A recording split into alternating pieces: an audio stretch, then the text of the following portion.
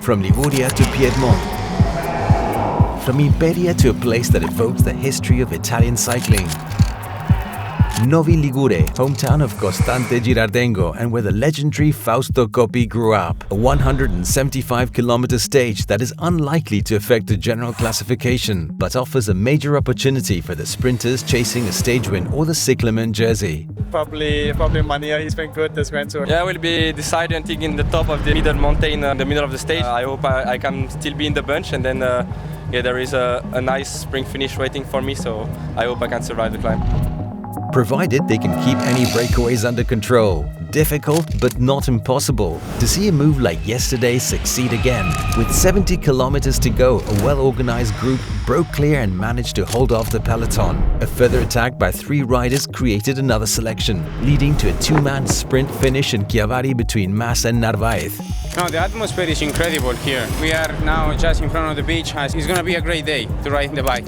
With the Ecuadorian from UAE Team Emirates claiming victory, his third of this Giro d'Italia after wins in Cosenza and Fermo. The general classification contenders kept a close eye on each other, while Portugal's Afonso Eulálio retained the pink jersey for the 7th consecutive day. Today someone speak Portuguese. Obviously, chance no. I just want to keep this Maglia Rosa. Is incredible. What I live now these days is we cannot explain. No. The first 92 kilometers of today's stage are flat. After an initial inland section through Imperia to Pieve di Teco, the route follows the Via Aurelia from Albenga to Savona, in the opposite direction of Milan-Sanremo. Leaving Savona, the riders tackle the Colle Giovo, 11 kilometers of a gentle climb, and the Brick Berton cresting at 761 meters. These are 2 third-category climbs that should not pose major problems for the sprinters. Even if they do, there should still be time to regain contact. The final 3 kilometers are straight, with a few roundabouts taken almost without deviation, leading into the finish sprint in Novi Ligure.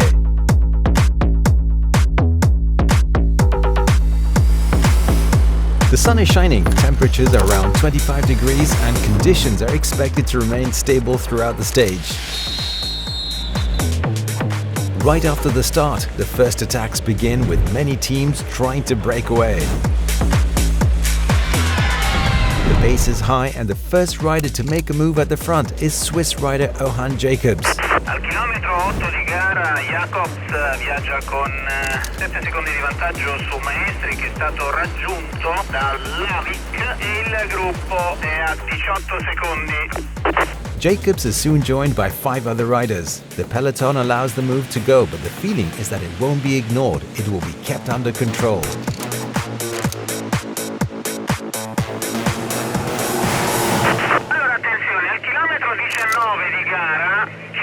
Uomini al comando: Gens, Tarozzi, Van der Lee, Lopez Perez e 161 Pais. Il loro vantaggio è di 36 secondi sul gruppo. Al chilometro 22 di gara il vantaggio dei 5 fuggitivi sale a 2 minuti. From this point on, the peloton begins to work, gradually cutting the advantage of the 5 leaders in half. Meanwhile, the pink jersey, Afonso Eulálio, is smiling. He stays calm and in control, holding a 27-second lead over Vingegaard and looking to defend the overall lead for the 8th consecutive day. After 1 hour of racing, the riders reach Albenga at an average speed of 47.4 kilometers per hour. The scenery along the Ligurian coast is simply breathtaking. The breakaway riders continue their effort. At 60 kilometers from the start, their advantage stabilizes at around 1 minute. Impressive numbers come from the riders in the breakaway since the beginning of the Giro. Sevilla Lopez has accumulated 721 kilometers in breakaways out of the 1,847 raced up to the start of today's stage. Behind him are Tarozzi with 368, Naberman with 310 and Weiss with 300. At the head of the peloton, 13 riders launch a determined chase, bridging across to the breakaway with 100 kilometers to go. At this point, the stage takes on a new shape. With 18 riders now at the front, the breakaway could go all the way, potentially disrupting the plans of the sprinters.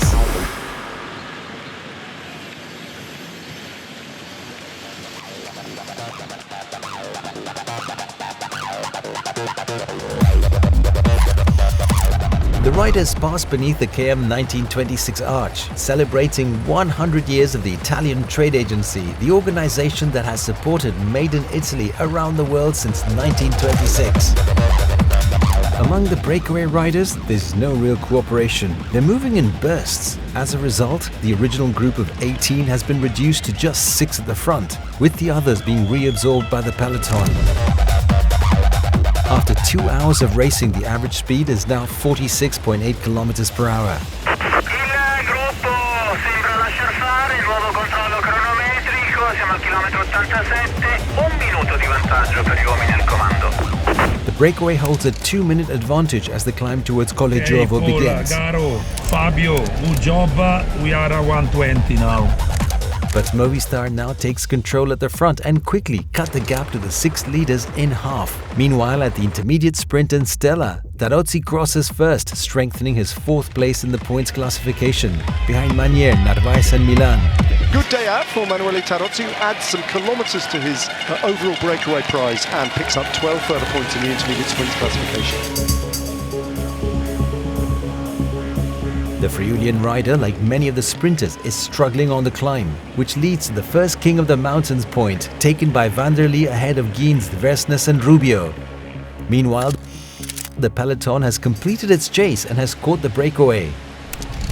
Many sprinters are unlikely to make it, as the second climb of the day towards Brigberton has begun. Movistar continue to set a high pace and the sprinters are fighting to hang on. At the top of Brigberton, the peloton arrives almost together, led in order by Mas, Rubio, Milesi and Schulz. The descent begins. After 3 hours of racing, the average speed is 43.9 km per hour. Milan, Van Uden and Magnier are unable to get back on as the peloton keeps the pace extremely high. Attenzione, tanto vi diciamo che alle spalle del gruppo maglia rosa c'è sempre un gruppo ad inseguire. Questo gruppo è presente Magnier, c'è anche Milan, viene indicato a 1 minuto e 28 secondi di ritardo. Magnier and Milan exchange a few words and decide to give up the chase. Their pursuit of the group effectively ends here. At the Red Bull Kilometer banner, the final intermediate sprint before the finish, it's the pink jersey Afonso Lalio who launches his move to secure 6 valuable bonus seconds for the general classification. Behind him, O'Connor, Bellocchi, Hindley and Kuss. With 10 kilometers to go, the lead group is still riding as one compact unit. All the top sprinters have been dropped and will not contest the finish. Giulio Ciccone attempts an attack but is quickly brought back by Arrieta as the group, led by Visma Lease bike riders, shuts it down immediately. With 3 kilometers to go, Belgium's Alex Segaert of Bahrain Victorious makes his move. His timing is perfect. He accelerates, never looks back, goes all in, and the finale is his. Sagat though, 400 metres to go. Marcus Hulgaard on the front for Uno X Mobility. Ethan Vernon stranded further back down the line. And now they move, and now Vernon tries to open up his sprint on the wheel of his last remaining teammate. But Segaert is riding away from them all. Alex Segaert, 100 metres remain for Alex Segaert to hold off the big sprint behind him. And he's going to do it. Bahrain Victorious take a first stage win at this Giro in unexpected fashion. The Belgian Alex Segaert. Of course, it's important for the team, but for myself. We have some hard days, but yeah, we just keep fighting and keep the jersey. It's a perfect day.